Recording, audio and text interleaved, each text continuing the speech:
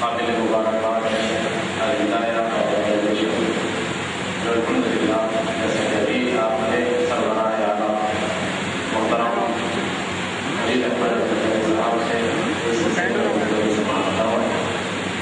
الہدایہ organization جو کام کر رہی ہے وہ اللہ کے سامنے خوب روشن ہے کہ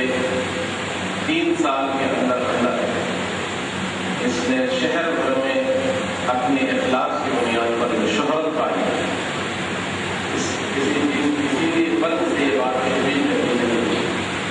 الہدایہ آرگنائزیشن کی جو خصوصیات ہیں مولانا نے بیان فرمائی ہے، مجھے جو خصوصیت سمجھ میں آئی اس کی وہ آپ کے سامنے عرض کرتا ہوا رخصت ہو جاؤں گا۔ الہدایہ آرگنائزیشن میں جو بچے تعلیم پاتے ہیں وہ کوئی روایتی مولوی نہیں بنتے، بلکہ ان کا حال یہ ہوتا ہے، اللہ کا بڑا احسان ہے کہ میں دیکھا ہوں اکثر و بیشتر، میرا اپنا تجربہ جو ہے آپ سے عرض کر رہا ہوں کہ بچے دینی مدارس میں تعلیم حاصل کرتے اور اس کے اندر سہمے ڈرے جب عوام الناس کے سامنے جاتے، خواص کے سامنے جاتے، علماء کے مشائخ کے سامنے آتے ہیں تو کہیں نہ کہیں ان کے چہروں میں ایک احساس کمتری پائی جاتی ہے۔ اب جس کو اس چیز کا احساس ہو گیا کہ احساس کمتری ہے تو وہ بدتمیز بن گیا، وہ کیا بن گیا؟ بدتمیز بن گیا، یعنی اس کا کہیں نہ کہیں جو احساس اس کو ستا رہا تھا اس کی وجہ سے آواز موٹی کر کے باتیں کرنے لگا، لوگوں کے سامنے اونچی آواز میں بات کرنے لگا، بڑوں کو اہمیت دینا چھوڑ دیا، چھوٹوں کے ساتھ شفقت کرنا چھوڑ دیا۔ یہ چیزیں وہ جو چیز اس کو کھٹک رہی تھی اس کو تو دور نہیں کر سکتی، لیکن کہیں نہ کہیں بے ادب بنا کر اس کی وجہ کیا رہتی ہے کہ اکثر و بیشتر وہ جو دینی مدارس میں بچے علم حاصل کرتے ہیں تو ان کا حال یہ ہوتا ہے، دینی مدارس میں بچے جو علم حاصل کرتے ہیں ان کا حال یہ ہوتا ہے کہ اساتذہ ان کے ساتھ جو گفتگو کرتے ہیں وہ گفتگو کہیں نہ کہیں ایسی ہوتی ہے کہ آدمی کو پست ذہنی کی طرف لے جاتی ہے، اس کو بار بار اس چیز کا احساس دلایا جاتا ہے کہ تو بالکل ایک ایسی فیملی سے آیا ہے جس کا کوئی پرسان حال نہیں، تو یہاں پر ہمارے رحم و کرم پر بڑھتا ہے، عوام الناس کے صدقہ و خیرات پر تیری پرورش ہوتی ہے، اس قسم کے جو اس کو ذہن دیا جاتا ہے جانے انجانے طور پر، جس کی وجہ سے وہ کہیں نہ کہیں پستی کا شکار ہو گیا۔ اب اس میں سے ایک آدمی مست ہو گیا تو پھر وہ جو انقلابی شخصیت بننی چاہیے تھی، ایک عالم دین بن کر پوری دنیا پر چھا جانا تھا، دنیا کی امامت کرنے کے لیے آگے بڑھنا تھا، وہ کیفیات اس میں نہیں پائی گئی۔ اب وہ مسجدوں کی امامت، خطابت، مدرسے میں تعلیم، لوگوں کو پڑھانا اور خاموش ہو جانا، اب کبھی کوئی حق کا آوازہ بلند کرنا ہو تو آوازہ بلند کر دیے، لیکن چند دنیا دار لوگ آنکھوں میں آنکھیں ڈالے، گھورا، ڈرایا، ان کو دھمکایا، ان کے ساتھ شرارتیں شروع کر دی تو آدمی اپنے آپ کو سمٹ دیا، خاموشی اختیار کر دی۔ اس کی وجہ سے کیا ہوا؟ قوم تنزل کا شکار ہو گئی، دن بدن قوم پستی کی طرف جا رہی ہے، معاشرے میں بگاڑ ہے۔ وہ لوگ جو حقیقی معنی میں اس منصب اور مسند کے حقدار تھے وہ لوگ اپنے آپ کو پیچھے کر لیے، وہ لوگ آگے بڑھ گئے جو علم سے بالکل خالی کھولے تھے، جن کے اندر نہ علم تھا، نہ اخلاق تھے، نہ کردار تھے، نہ ان کی تربیت ہوئی تھی، ویسے لوگ آگے بڑھ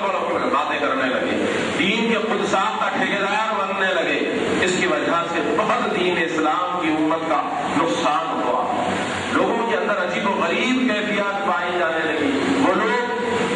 جو بالکل ابھی صبح سے شام تک محنت کرنا، پڑھنا لکھنا، بچے کو اعلیٰ سے اعلیٰ تعلیم دلانا، ابھی وہ لوگوں کو وہ شوق نہیں تھا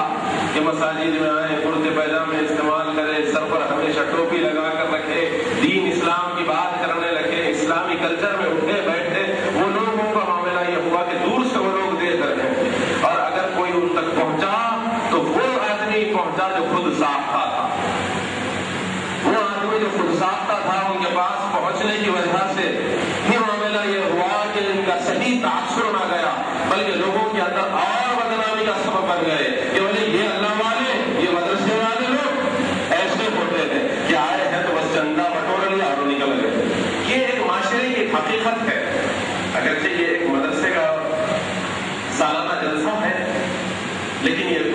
سوچی سمجھی طور پہ نہیں، بلکہ اگر نباس وہی ہوتا ہے کہ طبیب حاجت وہی ہوتا ہے کہ نبض کو دیکھتے تو پہچان لے کہ آج معاشرہ کس مرض کا شکار ہے، اس کو دیکھنے کی ضرورت ہے، سمجھنے کی ضرورت ہے کہ ہمارا معاشرہ کتنی پستی کی طرف جا رہا ہے، اس کے اسباب کو تلاش کرنے کی ضرورت ہے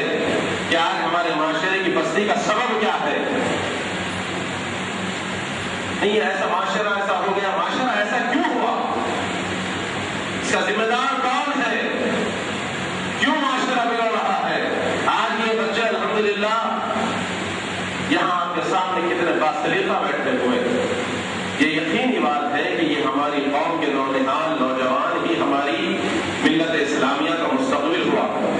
یہی آج طالب علم کی حیثیت سے ہے، کل عالم دین کی حیثیت سے آپ کو کمانڈ کریں گے، آپ کی رہنمائی کریں گے، آپ کو سکھلائیں گے، بتلائیں گے، سمجھائیں گے کہ کیسے نازک موقعوں پر کیسے آپ کو ہونا چاہیے، ہر موقع پر کس انداز سے جواب دینا چاہیے، اپنوں کو کیسے سمجھایا جائے، غیروں کو کیسے جواب دیا جائے، کون سکھلائے گا آپ کو اور مجھ کو۔ یہی ہماری ملت اسلامیہ کے طالب علم جو آگے بڑھ کر عالم دین بنیں گے، بڑی بڑی مسندوں پر فائز ہوں گے، منصبوں پر فائز ہوں گے اور لوگوں کو حق سمجھائیں گے، حق بتلائیں گے، حق دکھلائیں گے، واقف کروائیں گے کہ کیسے، جب تک کہ آپ کا تعلق اپنے اسلاف سے نہ جڑا ہوگا آپ کیسے چلیں گے، آپ کو کیا معلوم ہے کہ راستہ کیا ہے۔ صراط مستقیم، صراط مستقیم، ہر آدمی کا یہ دعویٰ ہے کہ صراط مستقیم، لیکن صراط مستقیم ہے کیا؟ تو قرآن نے کہا انعمت علیہم، جن پر انعام ہوا، وہ آپ کے اسلاف جن پر اللہ نے انعام فرمایا ہے۔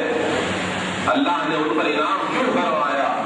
کہ ان کے کردار، ان کا عمل، ان کے اخلاق، ان کے اقوال، کیونکہ انہوں نے اپنے اسلاف سے حاصل کیا، انہوں نے اپنے اسلاف سے حاصل کیا، انہوں نے اپنے اسلاف سے حاصل کیا، یہاں تک کہ نبی رحمت سید عالم صلی اللہ علیہ وسلم کی سنتوں کو سیکھا، دوسروں کو سکھایا، کہ سلسلہ انشاءاللہ تا قیامت چلتا رہے گا۔ لیکن آپ کو اور ہم کو کیا کرنا ہے، ایک ایک فرد کی ذمہ داری کیا ہے، اس کو محسوس کرنا ہے۔ الہدایہ آرگنائزیشن تو جہاں تک میں جانتا ہوں، میری اپنی جو نظر سے میں اس کو دیکھ رہا ہوں 3 سال سے، میں آپ سے یقین کے ساتھ کہہ سکتا ہوں کہ اللہ سلامت رکھے مولانا حبیب احمد الحسینی کو، کہ ان کے اندر ایک اخلاص ہے، ایک جذبہ ہے، اور میں سمجھتا ہوں کہ انشاءاللہ اگر حیات وفا کی آپ کی اور ہماری، تو ہم دیکھیں گے کہ 10 سال کے اندر پورے شہر حیدرآباد میں سب سے بااثر شخصیت اگر کوئی ہوگی تو وہ حبیب احمد الحسینی کی ہوگی۔ یہ بات آدمی کی جو دور ہے، جو فکر ہے، جو جذبہ اخلاص ہے، اس کو دیکھنے سے سمجھ میں آتا کہ انشاءاللہ تعالیٰ یہ ضرور اللہ کی مدد شامل حال ہوگی اس تنظیم کے، یہ کام آگے ضرور بڑھے گا۔ لیکن اس کے پیچھے انہوں نے جو فکر دے رہے ہیں بچوں کو، میں سمجھتا ہوں کہ یہاں کا بچہ وہ احساس کمتری میں مبتلا نہیں ہوگا، وہ اس کی آنکھوں میں وہ مایوسی نظر نہیں آتی، کیونکہ اس کو بار بار یہ بتلایا گیا کہ بابا آپ کا ٹارگیٹ کیا ہے،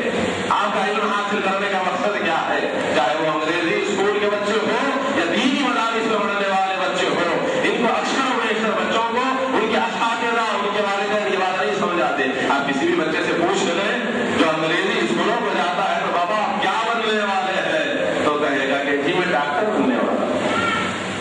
بات ہو آپ کیا بننے والے؟ جی میں انجینئر بننے والا ہوں۔ یہ 2 جملے یاد ہو گئے بچوں کہ ڈاکٹر کہنا یا انجینئر کہنا۔ ایک بچی سے پوچھا گیا کہ آپ کیا بننے والے؟ جی میں لیڈی ڈاکٹر بننے والی۔ تو یہ جو جملے ان کو بتا دیے گئے، سکھا دیے گئے، سمجھا دیے گئے کہ بھائی ایک ڈاکٹر، ایک انجینئر ایک اچھا عہدہ ہے جس کے حاصل کرنے کے بعد میں، اس کے اندر مہارت حاصل کرنے کے بعد میں دنیا آپ کو عزت کی نگاہ سے دیکھتی ہے۔ اس سے ہٹ کر کیا وجہ ہے کہ بچوں کو بتایا، ہر بچہ تو ڈاکٹر انجینئر بن نہیں رہا، لیکن بچے کی والدین کی، اساتذہ کی ذمہ داری ہوتی ہے کہ وہ سمجھاتے بتلاتے کہ کیا کرنا ہے۔ ہر بچے کو بدلا، جیسے علماء اکرام یہاں طلباء تشریف فرما ہے، ان بچوں کو، ہر ایک بچے کو استاد کی یہ ذمہ داری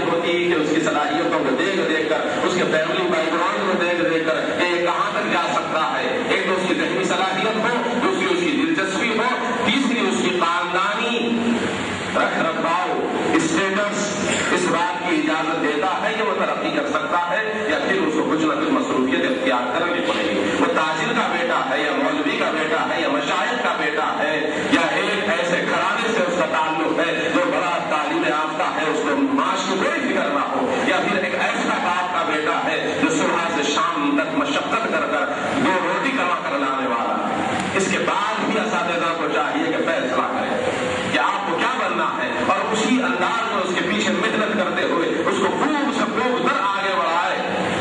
اس کی صلاحیت جہاں تک ہو وہیں تک جائے، لیکن جو صلاحیت کا حامل بنے گا اس میں کام ضرور کرنا ہوگا.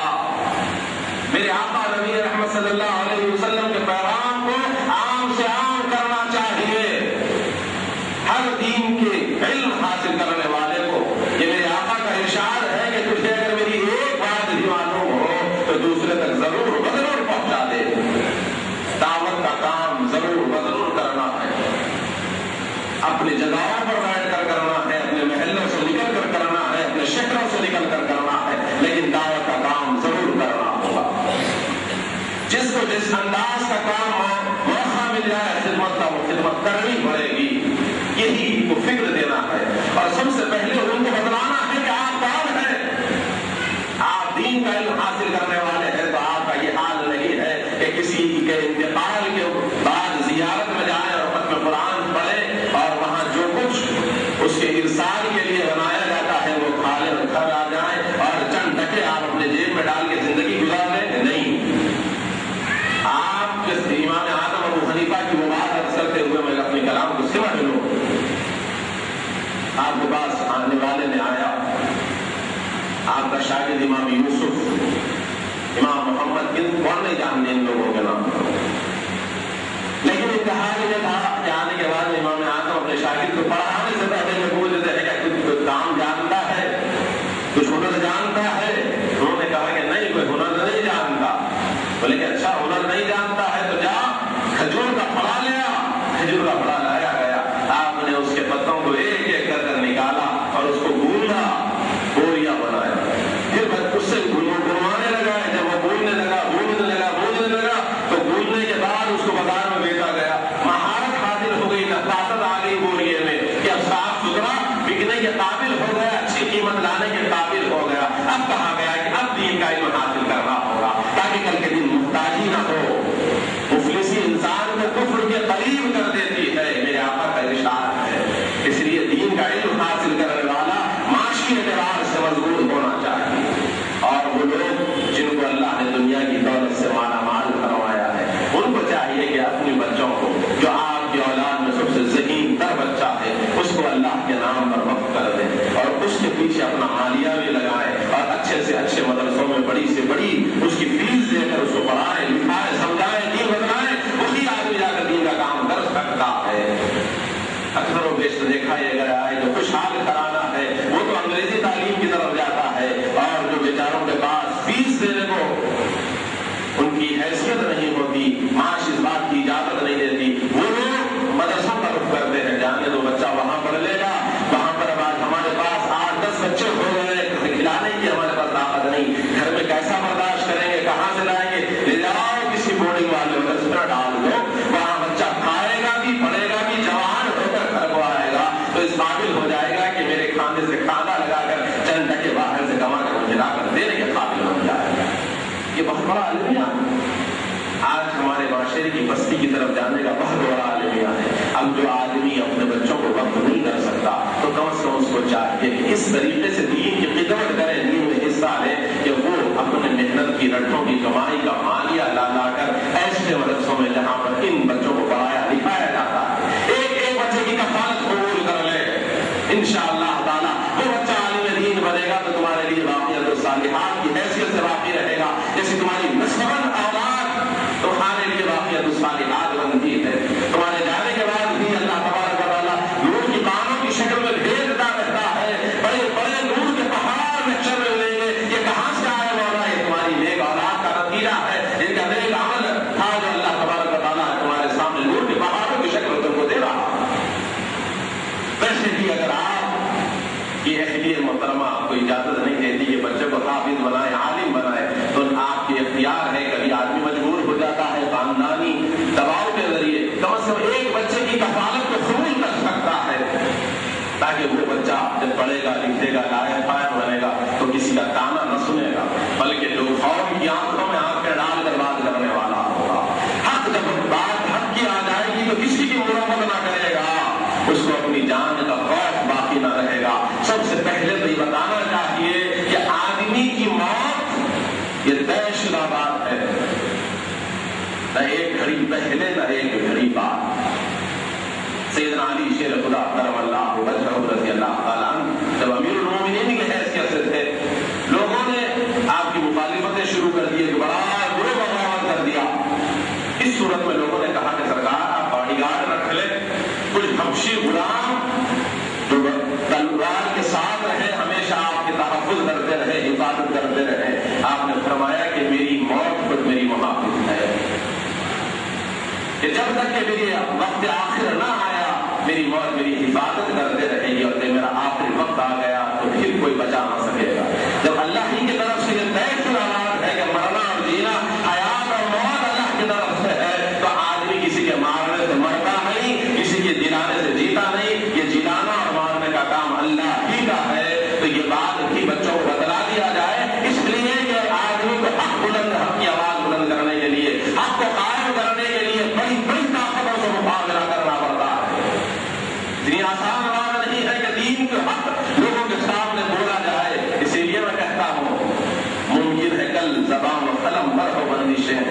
ممکن ہے کل زبان و قلم پر ہو بندشیں، آنکھوں کو گفتگو کا سلیقہ سکھائیے۔ ایک بزدلانہ بات ہے کہ آدمی زبان سے نہیں کہہ سکتا، قلم سے نہیں کہہ سکتا، کیا کریں گے؟ کہیں گے تو ہر طرف سے حملہ ہوگا، ہر طرف سے اس کو بشپا کرنے کی کوشش کی جائے گی۔ لیکن اگر آپ بچے کو بچپن ہی سے بتلا دیا جائے کہ سب کچھ کرنے والا ذات و قادر مطلق کی ہے، جو اللہ عز و جل ہے وہی کرتا ہے، تو پھر آدمی کسی سے ڈرے گا نہیں۔ ایک دین کا علم حاصل کرنے والے کے لیے اس بات کی ضرورت ہے کہ اس کو اللہ کی ذات کے سوا کسی کا ڈر اس کے دل میں نہ آئے، اللہ ہی کی ذات پر توکل کرے۔ وَمَن يَتَوَكَّلْ عَلَى اللَّهِ فَهُوَ حَسْبُهُ، حَسْبُنَا اللَّهُ وَنِعْمَ الْوَكِيلُ وَنِعْمَ الْمَوْلَىٰ وَنِعْمَ النَّصِيرُ۔ اس میں توجہ کی ضرورت ہے۔ میں اساتذہ سے بھی یہ خواہش کرتا ہوں کہ بچوں کو جو کچھ ہو سکتا ہے کہ یہ میرے اپنے خیالات ہیں، ممکن ہے کہ اس کے اندر بہت اصلاح کی بھی گنجائش ضرورت ہو، لیکن اس پر بھی تھوڑا سا نظر ڈالیں۔ اگر اس میں سے کچھ باتیں قابل قبول ہو تو ضرور قبول فرمائیں۔ اللہ سے دعا ہے کہ اللہ تبارک و تعالیٰ الہدایہ کے اس خدمات کو قبول فرمائیں، مولا اس کو دن دگنی رات چوگنی ترقی عطا فرمائیں، ان کے کام میں اخلاص عطا فرمائیں، مولا تیری مدد ان کے کام میں شامل حال رہے۔ وصلی اللہ تعالیٰ علی خیر خلقہ سیدنا محمد وآلہ واصحابہ وازواجہ وذریاتہ واہل بیتہ وسلم تسلیما کثیرا۔ الحمد للہ رب العالمین۔